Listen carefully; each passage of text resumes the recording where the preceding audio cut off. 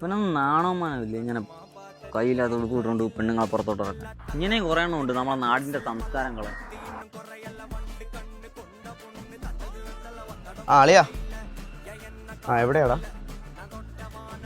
പുതിയൊരു അറിവ് കിട്ടിയ കളിയാ. എന്തുവെന്നറിയാവോ, നമ്മുടെ പെമ്പിള്ളേരൊക്കെ കൈയില്ലാത്ത ഡ്രസ്സ് ഇട്ടുകൊണ്ട് പുറത്തിറങ്ങി കഴിഞ്ഞാലേ ഈ നാടിൻ്റെ സംസ്കാരം മൊത്തത്തോടെ മൂടോടിടിഞ്ഞ് താഴോട്ടങ്ങ് പോകും.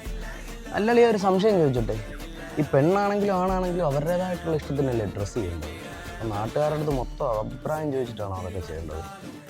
അല്ല, അത് മാത്രമല്ല, ഇപ്പോൾ ആങ്ങളെയാണെങ്കിലും അച്ഛനാണെങ്കിലും ഭർത്താവാണെന്നുണ്ടെങ്കിലും ഡ്രസ്സിലൊക്കെ അവരെ സജസ്റ്റ് ചെയ്യേണ്ട ആവശ്യമുണ്ട്. അവർക്കറിയാമല്ലോ എങ്ങനത്തെ ഡ്രസ്സ് അങ്ങനെ ഇടണമെന്നുള്ള കാര്യം.